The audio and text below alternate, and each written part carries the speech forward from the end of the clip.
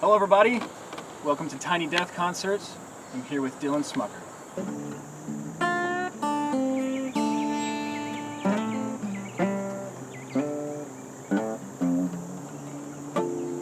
How's it going, bud? Swell today, man. Beautiful day. Thought about jumping in the Cumberland, but I didn't want to. I was really worried if I had a paper cut on my leg just jumping into that river, I would not be able to come out. Yeah, this would be a very ironic episode, and I would not be able to finish the episode. You don't swim in the Cumberland, kids. Come out with a little something extra. You just might come out with gills, but I'm feeling good. How are you feeling? Yeah. You hydrated? No, I'm not hydrated. Gotta take your you taking vitamins? Through food, not any extracurricular vitamin. Extracurricular vitamins, I love it. But how's it feel to be in the back of a hearse? It feels like being in a car, but like one that you could slide your gear out of really fast. Yeah. You know? That's kind of the main thing. That's kind of nice, right? When I got the hearse, people kind of assumed I had a morbid sensibility about me, but I'm just more rather eccentric. So I was just more curious about it. Right. And then you start seeing the vision of what you can do with these things. Like all the gear it can hold. Yeah, dude. You take a camping. You think you could sleep in the back of it? Probably. Yeah. Unless ghosts start to fuck with me. Unless I start getting like messed with by ghosts. Mm-hmm. In that case, I'm like, either like, hey ghosts, go away, let me sleep. Right. Or I find out it's like really you, and I pull off the mask, and it's like Scooby-Doo, and you're like, ha ha, I got you. Right. Or if they can add to the harmonies already going on in your head, like, excellent, welcome. Yeah. Let's have some fun. Yes. So did you grow up with more structure around like sense of reality and life and death? I grew up in a very, Judeo-Christian idea of reality with the heaven, hell, and I think Jesus is an incredible teacher, I'll say that first.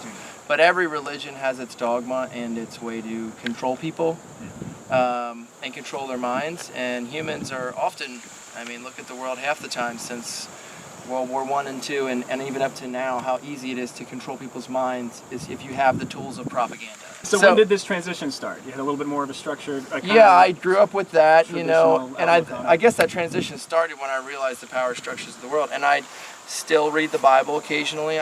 But I've read the Quran, and I've read the Bhagavad Gita, and I've read the teachings of Buddha, and I've tried to study all of these things from an open perspective.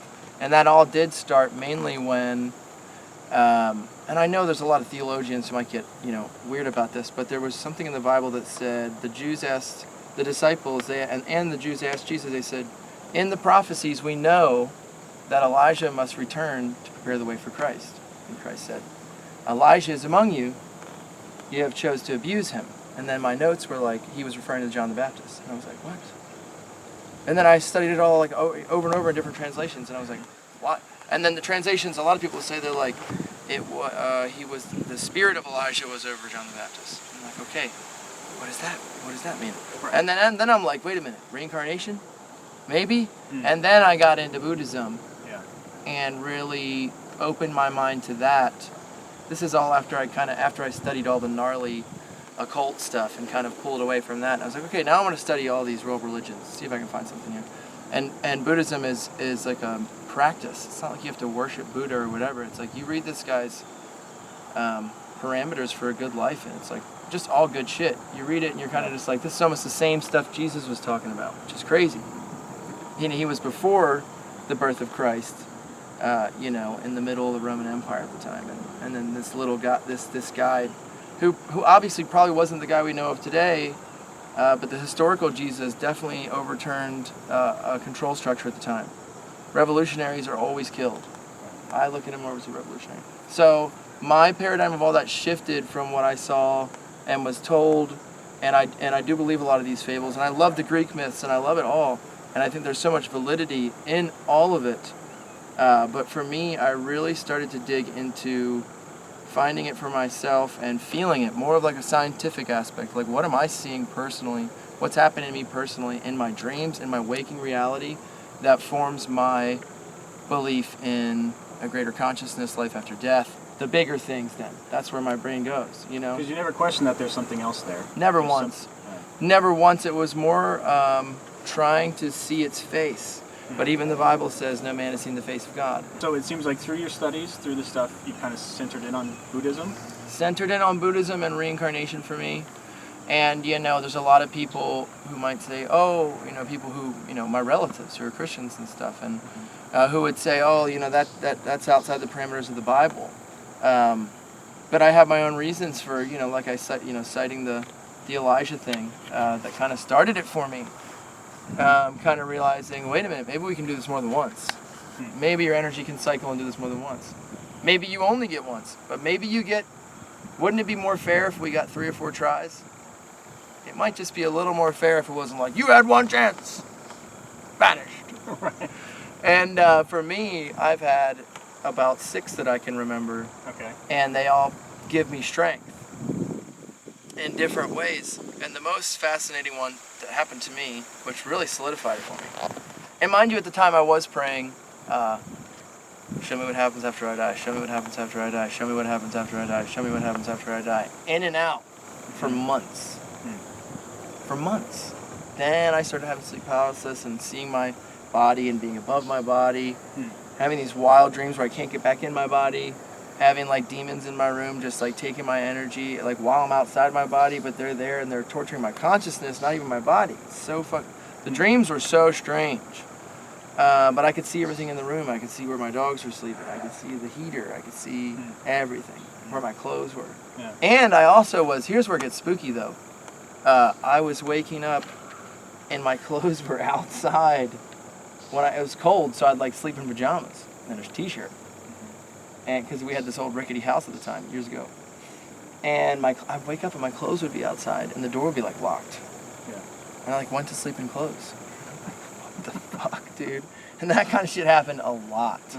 And I'm like, so I'm just getting naked and standing outside of my house, sleepwalking out back apparently. Yeah. And just butt-ass naked at probably 2 in the morning. And my neighbors are like, what the fuck is this kid doing? I don't recall any of that. That happened numerous times, man. And all that stuff kind of just made me more aware of, I guess, the interdimensional reality of things. Okay. How I think even those spiritual dimensions or like quantum realms, or some might say the astral, are connected to us. So what did that do for your definition of death? What does death mean to you then? Transition. Okay. For me, it's not really even a word. The Egyptians didn't have a word for it. They called it easting. Or no, they called it westing, sorry. Because the sun set in the west. It came up in the east again. So they didn't even have a word for it. So what does that do for your day-to-day? How do you approach life now with that kind of awareness? Try to find heaven. Trying to find heaven. Heaven on earth? Yeah.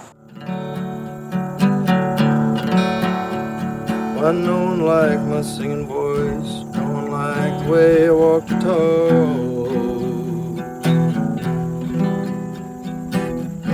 When I couldn't keep a lover, and if I did, it was on and off. When everybody seemed to see just exactly what was wrong with me. Well, Mama never saw a flaw. If she did, she just let me be. Oh, Mama, swear you'd always understand. Oh, Mama,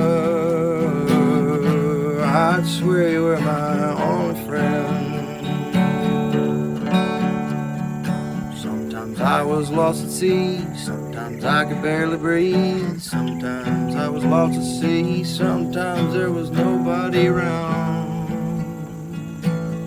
I'm talking no one to be found. So I called Mom on the phone, told her that I'm all alone. Fall is here, it's getting cold, I just need some money to get by. And she said, anything, my boy. Oh, Mama, you'd always understand. Oh, Mama, I'd swear you were my only friend. Oh, Mama, can I go back again?